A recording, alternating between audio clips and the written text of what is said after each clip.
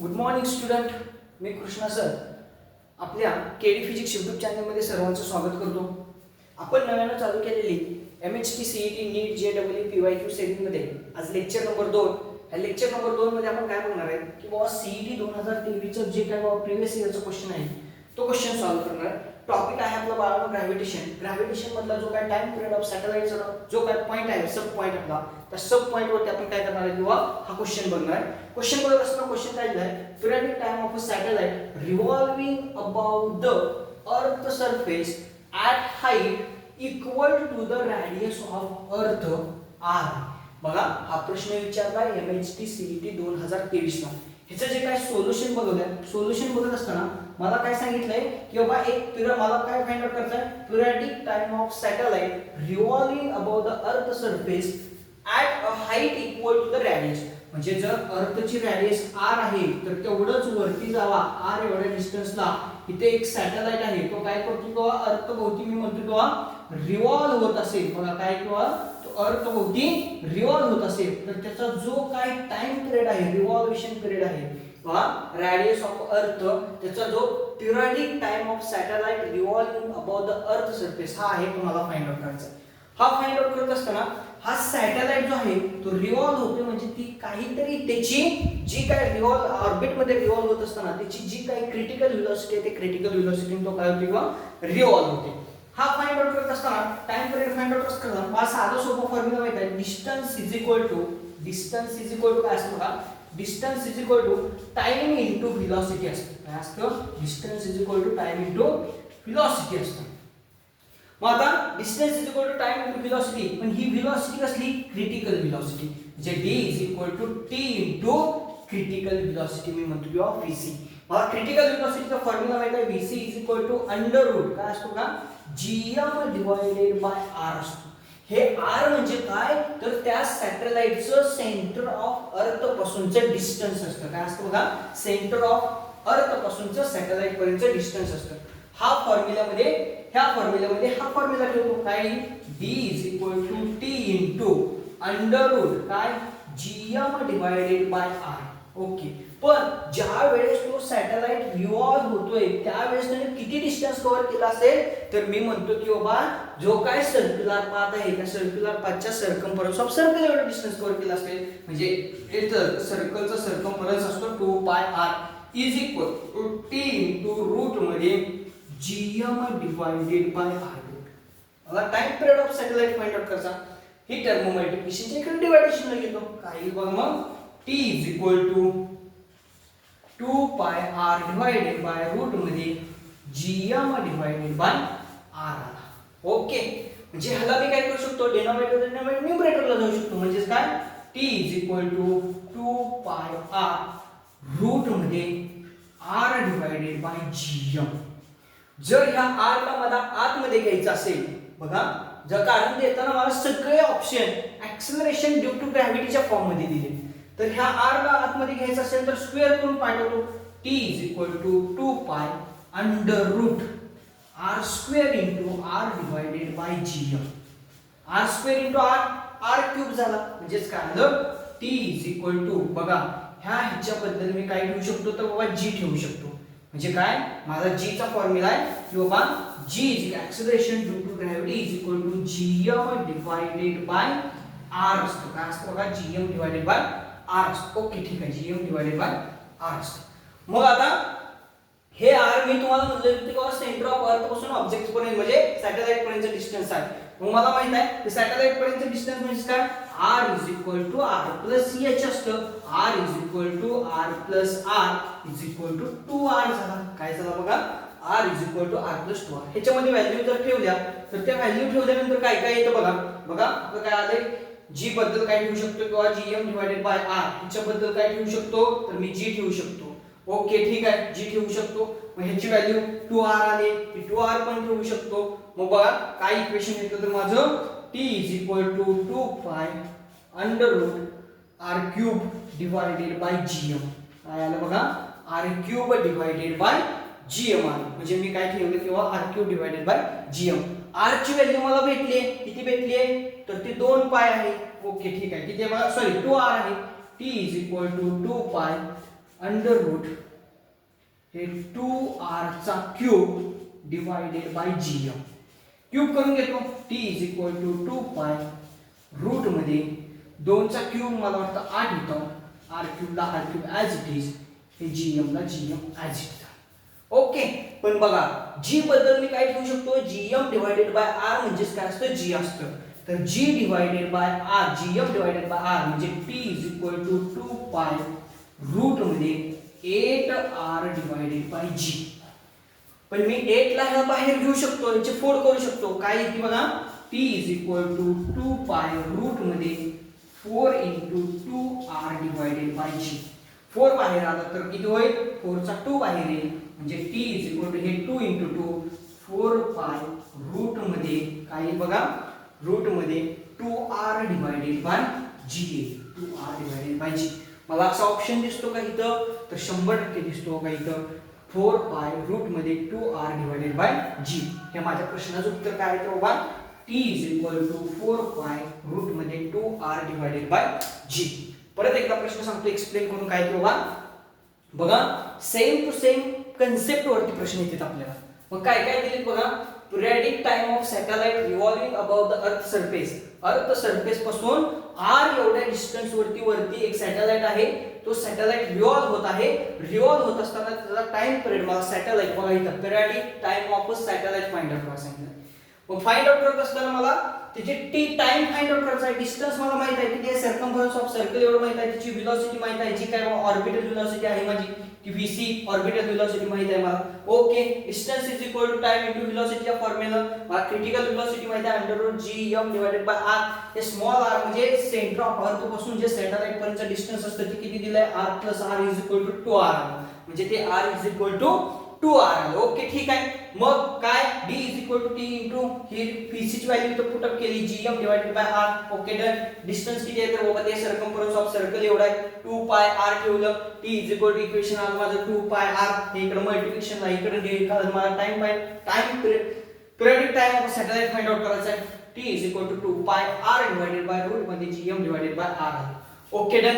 हा डिनॉमिनेटर न्यूमरेटरला घेऊन जातो. t is equal to 2 pi r route मध्ये r डिवाइडेड बाय gm आलं. ओके, हा r ला जर मला आतमध्ये आत घ्यायचा असेल रूट मध्ये तर स्क्वेअर करून आत घेतो. स्क्वेअर करून घेतल्यानंतर काय आलं, t is equal to 2 pi r square r divided by gm. पण मला माहित आहे acceleration due to the gravity is equal to असते किंवा universal gravitational constant into mass divided by radius असते. मला माहित आहे किंवा कॅप स्मॉल r म्हणजे काय, किंवा सेंटर पासून सॅटेलाइट पर्यंतचं distance r plus r 2r ठेवलं इथे ठेवतो. त्याच्यामध्ये t is equal to 2 pi r square into r cube divided by gm. t is equal to 2 pi r ची व्हॅल्यू मला माहित झाली, स्मॉल r ची 2r आहे त्याच्यामध्ये ठेवली तर काय divided by gm. t is equal to 2 pi 2 चा क्यूब केला तर 8 r क्यूब ला r क्यूब ॲज इट ठेवलं. पण मला माहित आहे किंवा gm डिवाइडेड बाय r असतं, gm डिवाइडेड बाय r म्हणजे g असतं ठेवलं. t is equal to 2 pi 8r divided by g. Okay done. t is equal to 2 pi, याची फोड केली 4 into 2r divided by g. 4 बाहेर घेतला तर हे 2 आणि 2 4 झाले. t is equal to 2 pi under 2r divided by g झालं. म्हणजे असाच क्वेश्चन म्हणजे ह्याच पॅटर्न वरती क्वेश्चन आपल्याला पुढे नेक्स्ट येणाऱ्या 2026 च्या जी काय बाबा MHT CET आहे, जी काय डिसेंबर महिन्यात 15 डिसेंबर ते 15 जानेवारीच्या मध्ये फर्स्ट अटेम्प्ट होणार आहे, त्याच्यामध्ये सेम कन्सेप्ट क्वेश्चन विचारू शकते. त्यामुळे विद्यार्थी मित्रांनो, जे काय बाबा आपल्याला कन्सेप्ट दिलाय तो कन्सेप्ट पहिल्यांदा समजून घ्या आणि त्याच्यावर प्रश्न काय करूया, सॉल्व्ह करूया. बघा MHT CET 2023 चा प्री-वायक्यू क्वेश्चन आहे, ह्याच्याच रिलेटेड तुम्हाला 2026 च्या MHT CET मध्ये ग्रॅव्हिटेशन टॉपिक वरती क्वेश्चन असू शकते. ओके, हे लिहून घ्या. पुढचा क्वेश्चन बघूया.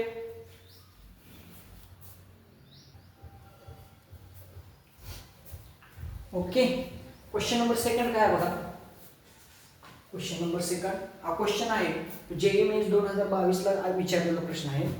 प्रश्नामध्ये काय काय सांगितलंय बघा. आपण कन्सेप्ट बघतोय थोडक्यात escape व्हेलॉसिटीचा.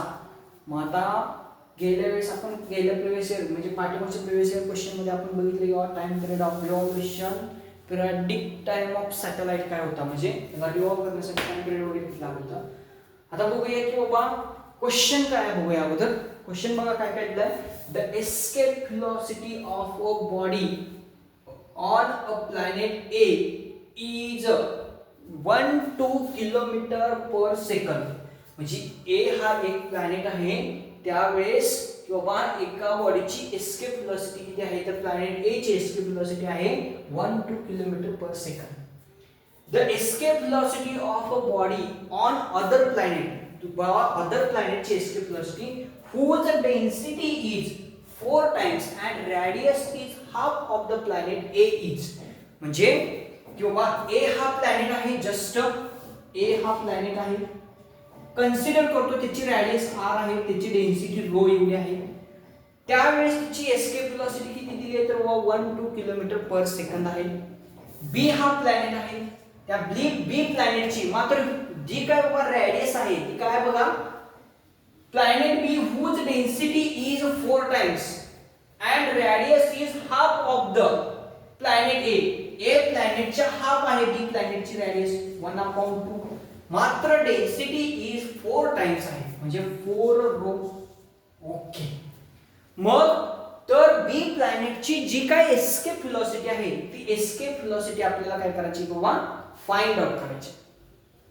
Escape velocity find out करताना मला माहित आहे की बाबा एस्केप व्हेलॉसिटीचा फॉर्म्युला काय सांगतो, तर escape velocity vc is equal to under root 2gm divided by r असतो. काय असतो बघा, escape velocity is equal to 2gm divided by r. पहिल्यांदा मी काय करतो, आता r बघायला गेलं तर मास बद्दल आपल्याला काही उल्लेख केला नाही, मी म्हणतो escape velocity is depend upon mass of the planet and radius of the planet. जी काय माझी एस्केप व्हेलॉसिटी आहे ती प्लॅनेटच्या मास वरती आणि रॅडियस वरती डिपेंड आहे. मग बघायला गेलं तर मला फॉर्म्युला माहित आहे की बाबा density is equal to mass upon volume असतं. Density is equal to mass upon volume. बघायला गेलं तर परत density is equal to mass upon volume काय असतं, 4πr³ असतं. मग हे इकडे डिवायडेशनला मल्टिप्लिकेशन आणतो, म्हणजेच मास इज इक्वल टू काय भेटेल मला, mass is equal to 4πr³ into rho भेटेल. आणि हे दिलेलं मास मी काय करतो की बाबा आर एवढी रॅडियस असताना मी काय करतो की बाबा ह्याच्यामध्ये ठेवतो. डन. म्हणजे काय, Vc is equal to under root 2gm बद्दल काय ठेवतो, 4πr³ into rho divided by r. काय ठेवलं बघा, डिवाइडेड बाय r ठेवलं. 2 4 चा 18 म्हणजेच Vc is equal to root मध्ये 8g πr³ into rho divided by r. एक r कॅन्सल करतो, Vc is equal to Ve escape velocity सांगितली, सॉरी एक minute, escape velocity Ve, escape velocity बोलताना बोलतो पण लिहिताना थोडं चुकलं. एस्केप व्हेलॉसिटी काय, 8g πr² इंटू रो. आता बघा काय बघा, 8gr² इंटू रो. ह्याच्यातनं मला माहित आहे की बाबा 8 म्हणजे 8 कॉन्स्टंट आहे, जी ची व्हॅल्यू कॉन्स्टंट आहे, युनिव्हर्सल ग्रॅव्हिटेशनल कॉन्स्टंट आहे, पाय कॉन्स्टंट आहे, म्हणजे हे काय किंवा हे चेंज होऊ शकत नाही. मग हे जर काढून टाकले, कॉन्स्टंट जर माझ्या ह्याच्यातले काढून टाकले तर इज इक्वल टू साइन निघून जाईल. म्हणजे escape velocity is directly proportional to the root r² into rho. r² चा बाहेर r ही escape velocity is directly proportional to the r into root of rho आहे. म्हणजे एखाद्या प्लॅनेटची जी काय बाबा एस्केप व्हेलॉसिटी आहे, r एवढी रॅडियस असताना आणि रो एवढी डेन्सिटी असताना ती एस्केप व्हेलॉसिटी मी काय म्हणतो की बाबा एवढी आहे. काय बघा, escape velocity 8g πr² into rho. Constant term आहे ती बाजूला घेतो तुम्ही, म्हणजे escape velocity is directly proportional to the radius of the planet and square root of the density of a planet वरती असते. मग मला काय विचारलंय की बाबा बी या प्लॅनेटची जी काय बाबा एस्केप व्हेलॉसिटी असेल ती एस्केप व्हेलॉसिटी किती असेल बघा, तर whose density is 4 times. दुसऱ्या प्लॅनेटची डेन्सिटी पहिल्या प्लॅनेटपेक्षा 4 टाइम्स नाही, and radius is half of the planet ए, म्हणजे जे काय बाबा बी ची रॅडियस आहे ती ए पेक्षा कशी आहे की बाबा हाफ आहे म्हणून सांगितलं. मग ह्याच फॉर्म्युल्यामध्ये मी व्हॅल्यू ठेवून बघतो. बघा ही ए प्लॅनेटची झाली का, कारण आर एवढी रॅडियस आणि रो एवढी डेन्सिटी घेऊन बघितलं मी. बी प्लॅनेटची ट्राय करतो ह्या फॉर्म्युल्यामध्ये ठेवून. Escape velocity of B planet is directly proportional to the radius. मात्र किती सांगितले मला, radius is half of planet A, A च्या हाफ ठेवले म्हणजे आर डिवायडेड बाय 2 आला. पण डेन्सिटी कशी आहे, planet B whose density is 4 times काय बाबा 4 टाइम्स म्हणजे रूट मध्ये काय येईल बाबा 4 into रो येईल. ओके, मग आता मला माहित आहे रूट मध्ये 4 असेल तर बाहेर किती येतं 2 येतं. म्हणजे escape velocity of B planet is directly proportional to the, बघा काय येईल R divided by 2 into 2 root मध्ये रो आला. 2 get cancel. Escape velocity of B planet R root rho आला. म्हणजे इथलं इक्वेशन बघितलं आणि कुठलं इथलं इक्वेशन बघितलं तर सेमच सापडलं. म्हणजे ह्याचा अर्थ पहिल्या प्लॅनेटची जी काय escape velocity 1-2 kilometer per second आहे तीच एस्केप व्हेलॉसिटी बी प्लॅनेटची सुद्धा आहे. ती किती आहे 1-2 किलोमीटर पर सेकंद आहे. बघा कधी ज्यावेळेस त्या बाबा पहिल्या प्लॅनेट पेक्षा दुसऱ्या प्लॅनेटची जी डेन्सिटी 4 टाइम्स ने इन्क्रीज केली पण रॅडियस काय केली की बाबा दुसऱ्या प्लॅनेटची पहिल्या प्लॅनेट पेक्षा हाफ केली, त्यावेळेस दोन्ही पण प्लॅनेटची जी काय बाबा माझी एस्केप व्हेलॉसिटी होती ती एस्केप व्हेलॉसिटी सेम सापडली. ओके, बघा डेन्सिटी 4 टाइम्स ने इन्क्रीज केली आणि रॅडियस मात्र हाफ केली तर मला दोन्हीची एस्केप व्हेलॉसिटी काय झाली, दोन्हीची सेम सापडली. म्हणजे escape velocity is depend upon radius of the planet and mass of the planet. माझी जी काय एस्केप व्हेलॉसिटी आहे ती एस्केप व्हेलॉसिटी कशावर डिपेंड आहे तर बाबा माझ्या प्लॅनेटच्या मास वरती आणि प्लॅनेटच्या रॅडियस वरती डिपेंड आहे. तर ह्या प्रश्नात मला उत्तर काय भेटलं की बाबा ए प्लॅनेट आणि बी प्लॅनेटची जी काय एस्केप व्हेलॉसिटी आहे ती एस्केप व्हेलॉसिटी काय आहे बाबा सेम आहे. जर बदलत्या काळानुसार आपण जर बघितलं तर बाबा जेई मेन्सचे क्वेश्चन सुद्धा आपल्याला सीईटीला रिपीट झालेले दिसतात. म्हणजे जेई मेन्स बघा टफनेस प्रत्येक वर्षी बाबा परीक्षेचा वाढत चालला. म्हणून की बाबा सीईटीचे पीवायक्यू करत करत बाबा एखादा जेई मेन्सचा पण पीवायक्यू घेऊया आपण की बाबा त्या कन्सेप्टचा मला सीईटीला उपयोग होईल. शिक्षण घेतल्यानं वाया जाते का, नाही जात. ओके, जो काय क्वेश्चन आहे त्या कन्सेप्ट नुसार जर बघितलं escape velocity of A planet आणि escape velocity of B planet कशी सापडली मला, सेम सापडली. ओके डन, लिहून घ्या.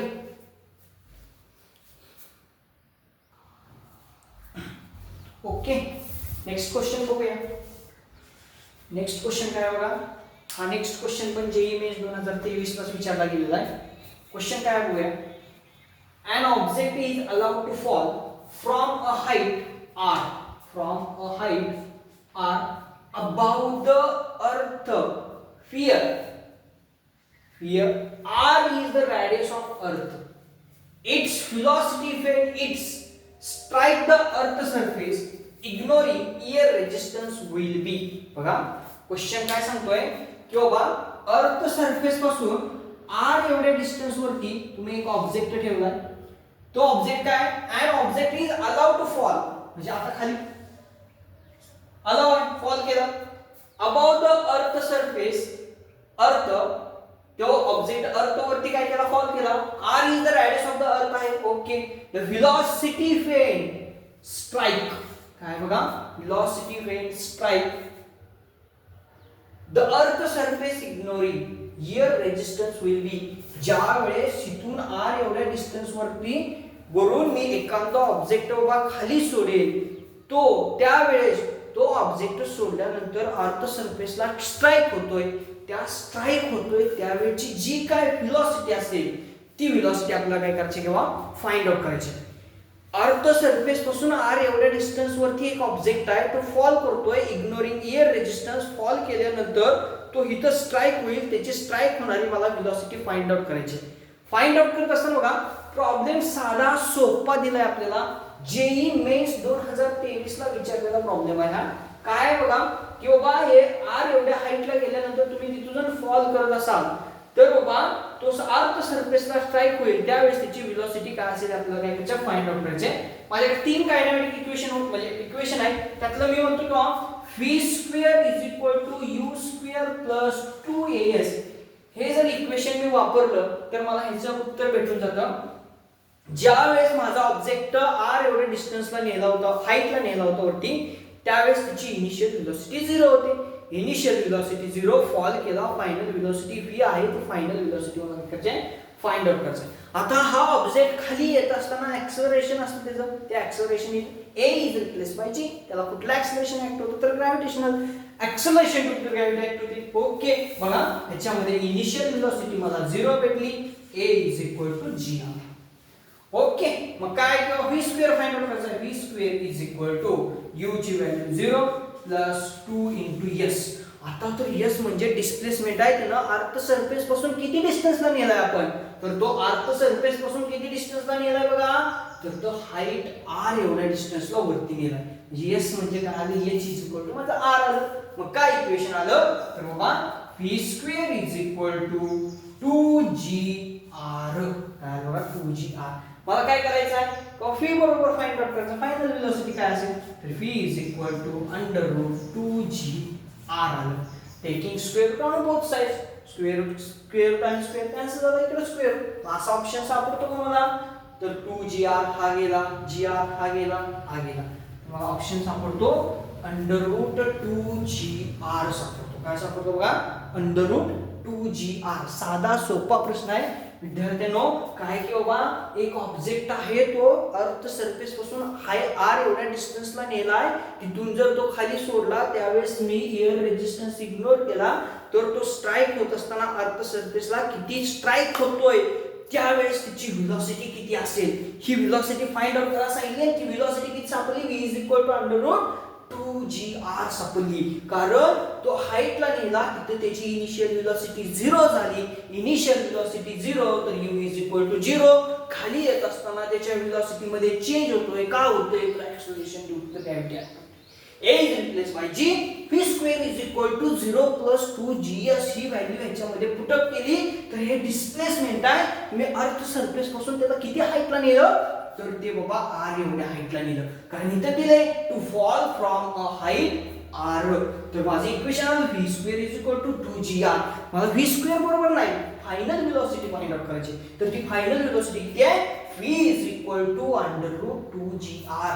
साधा सोपा जेई मेन्स 2023 ला विचारलेला प्रश्न आहे. ह्याच कन्सेप्टवरती आपल्याला बाबा 15 डिसेंबरच्या सीईटी मध्ये प्रश्न दिसतील की बाबा कन्सेप्ट लक्षात ठेवा. प्रश्न कसा जरी आला तर तो आपल्याला सॉल्व्ह करता आला पाहिजे किंवा एकदा डोक्यात कन्सेप्ट बसला ना तो कन्सेप्ट आपला कधीही विसरत नाहीये की बाबा इथं बाबा ऑब्जेक्ट दिला allow to fall height r एवढ्या किंवा अबाउट द अर्थ सरफेस तर मला काय विचारलं की बाबा इथे विचारलं it's velocity when it strike म्हणजे तो बाबा सरफेसला कुठं स्ट्राइक होतोय त्यावेळेस तिची व्हेलॉसिटी किती असेल तर अंडर रूट 2gr असेल. ओके लिहून घ्या.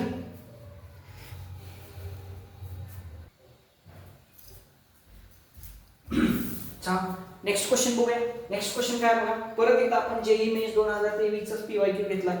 काय बघा परत एकदा एस्केप व्हेलॉसिटी वरतीच प्रश्न डिपेंड आहे. काय the escape velocity of 2 planet. 2 planet आहेत त्या 2 प्लॅनेटची एस्केप व्हेलॉसिटी काय escape velocity of 2 planets A and B. 2 प्लॅनेटचे नाव काय बघा A आणि B. माझ्याकडे 2 प्लॅनेट आहेत. r इन द रेशो त्यांच्या एस्केप व्हेलॉसिटीचा रेशो किती दिलाय तर तो रेशो दिलाय की बाबा 1:2 दिलाय की बाबा पहिल्या प्लॅनेटची एस्केप व्हेलॉसिटी 1 च्या ह्याच्यामध्ये आहे आणि दुसऱ्या प्लॅनेटची एस्केप व्हेलॉसिटी 2 आहे म्हणजे 1:2 रेशो आहे त्यांचा. If the ratio of their radii त्यांच्या त्या 2 प्लॅनेटच्या रॅडियसचा जो काय रेशो आहे तो आहे 1:3 आहे. काय बघा म्हणजे एका प्लॅनेटचे जी काय एस्केप व्हेलॉसिटी आहे 2 प्लॅनेटचे त्यांचा रेशो 1:2 आहे. रॅडियसचा रेशो 1:3 आहे. देन द रेशो ऑफ कशाचा रेशो फाइंड आउट करायला सांगितलाय acceleration due to gravity of planet A to B will be. म्हणजे 2 प्लॅनेट आहेत माझ्याकडे एक प्लॅनेट A आहे दुसरा प्लॅनेट B आहे. ए आणि बी ह्या प्लॅनेटच्या एस्केप व्हेलॉसिटीचा जो काय रेशो दिलाय तो 1:2 आहे. त्या दोन प्लॅनेटच्या रॅडियसचा जो काय रेशो आहे तो रॅडियसचा रेशो आहे 1:3 आहे. तर मला फाइंड आउट करायला सांगितलंय की बाबा त्या दोन प्लॅनेटच्या ऍक्सलरेशन ड्यू टू ग्रॅव्हिटीचा काय रेशो असेल मला काय करायचंय फाइंड आउट करायचंय. बघा मी म्हणतो की बाबा escape velocity of A planet divided by escape velocity of B planet यांचा रेशो आहे 1:2. तसंच radius of A planet divided by radius of B planet यांचा रेशो आहे 1:3. मला फाइंड आउट करायचा आहे acceleration due to gravity A divided by acceleration due to gravity B यांचा ratio काय असेल. बाळनो एक्सेलरेशन ड्यू टू ग्रॅव्हिटी ह्याचा रेशो फाइंड आउट करण्यासाठी मला जो काय एस्केप व्हेलॉसिटीचा फॉर्म्युला आहे काय आहे बघा. Escape velocity is equal to under root 2gr formula आहे. काय बघा escape velocity is equal to under root 2gr formula. हा फॉर्म्युला कसा तयार झाला ते एकदा बेसिक सांगून देतो. Escape velocity is equal to under root gm divided by काय असतं बघा r असतं. काय sorry 2gm divided by r असतं. काय बघा escape velocity is equal to 2gm divided by r असतं. ओके ठीक आहे 2gm डिवाइडेड बाय असतं. पण मला ही एस्केप व्हेलॉसिटी बघा कशाच्या फॉर्म मध्ये काढायची आहे तर एक्सेलरेशन ड्यू टू ग्रॅव्हिटीच्या फॉर्म मध्ये काढायचं आहे.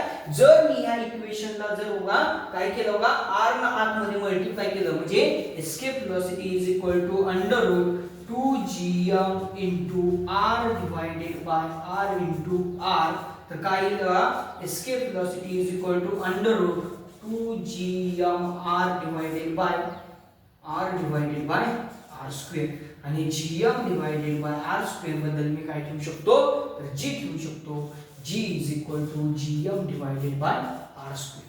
ठेवल्यानंतर जी काय फॉर्म्युला येईल तो फॉर्म्युला काय असेल किंवा escape velocity is equal to under root 2gr असेल. मग आता मला काय करायचं बघा ह्याचा रेशो माहित आहे मला ह्याचा रेशो काढायचा. ओके फाइंड आउट करायचा बघा रेशो काढायचा मला. पहिल्यांदा सरळ सोपं लिहूया. Escape velocity of A planet divided by escape velocity of B planet is equal to आता अंडर रूटला अंडर रूट 2 ला 2 acceleration due to gravity of A planet into radius of A planet divided by 2 acceleration due to gravity B planet radius of B planet. Okay अरे marker भी खत्म हो गए हैं यार. ओके चलो फिर देखते हैं कि बाबा escape velocity of A planet divided by आता ह्यांचा रेशो किती दिलाय तर ह्यांचा रेशो 1/2 दिलाय. 1:2 रेशो ठेवून टाकतो. चला मार्कर संपला आहे कि बाबा इथं ठेवूया 2 ला 2 ॲज इट इज. हे जी ए फाइंड आउट करायचा आहे. आर ए किती आहे तर ह्याचा रेशो आहे कि बाबा काय कि बाबा 1/3 म्हणजे बाबा मी असं लिहू शकतो 2gb into 1/3. 2 गेट कॅन्सल झाला. 1/2 इज इक्वल टू रूट मध्ये काय आला बघा तर रूट मध्ये आला ga divided by gb into 1/3. मला ह्याचा रेशो फाइंड आउट करायचा आहे. Taking square on both side दोन्ही साइडचा स्क्वेअर करतो तर काय येईल 1/4 is equal to ga divided by gb into 1/3. आता 3 इकडे डिवायडेशन ला इकडे गेला मल्टिप्लिकेशन जाईल म्हणजेच काय येईल तर बाबा ga divided by gb is equal to 3 divided by 4. तर बाबा पहिल्या प्लॅनेटचे एक्सेलरेशन ड्यू टू ग्रॅव्हिटी दुसऱ्या प्लॅनेटचे एक्सेलरेशन ड्यू टू ग्रॅव्हिटी यांचा रेशो काय भेटला 3:4 भेटला. बघा acceleration due to gravity of planet A to B यांचा रेशो काय सापडला 3 डिवाइडेड बाय 4 म्हणजे 3 काय सापडला बाबा 4 सापडला. तर असा ऑप्शन दिसतो तुम्हाला. ओके 100% दिसतो किंवा तो 4 नंबरचा ऑप्शन आहे. मला प्रश्नात काय दिलं होतं तर बाबा मला प्रश्न विचारला होता की बाबा मला दोन प्लॅनेट आहेत माझ्याकडे त्या दोन प्लॅनेटचे एस्केप व्हेलॉसिटीचा रेशो दिला होता 1:2 आणि त्या दोन प्लॅनेटची जी काय रेडियस आहे त्या रेडियसचा रेशो दिला होता 1:3 दिला होता आणि एस्केप व्हेलॉसिटीच्या रेशोवर आणि रेडियसच्या रेशोवर मला फाइंड आउट करायला सांगितलं की बाबा त्या प्लॅनेटची एक्सेलरेशन ड्यू टू ग्रॅव्हिटीचा जो काय रेशो येतो तो रेशो मला फाइंड आउट करायला सांगितला. मग माझ्याकडे फॉर्म्युला होता तो formula escape velocity is equal to under root 2gr होता. मग मी काय केले की बाबा escape velocity of A planet escape velocity of B planet acceleration due to gravity of A planet B planet radius of A planet B planet दोन्हीला ratio घेतला. Ratio घेतल्यानंतर मला उत्तर किती भेटलं तर बाबा acceleration due to gravity A planet to B planet 3 as 4 भेटला आणि तो माझा ऑप्शन नंबर काय किंवा 4 आहे. एकदा डोक्यात कन्सेप्ट फिट झाला का बाबा परत मला काही अडचण येत नाही की बाबा कसं जरी फिरून फिरून न्यूमरिकल विचारलं तर मला काय करायला येतं, सॉल्व्ह करायला येतं. बघा हा साधा सोपा प्रॉब्लेम आपल्याला जेईई मेन्सला 4 मार्क देऊन गेला. काय भेटलं बघा, 4 मार्क देऊन गेला. कारण का सोपा कन्सेप्ट आहे की बाबा ऍक्सलरेशन ड्यू टू ग्रॅव्हिटीचा भाग काय विचारला होता, रेशो विचारला. अभ्यास करताना एवढा डेडिकेटेडली अभ्यास करा किंवा एकदा कन्सेप्ट क्लिअर झाला का मला फक्त पुढचे जे काही न्यूमरिकल आहे ते सॉल्व्ह करताच आलं पाहिजे. ओके.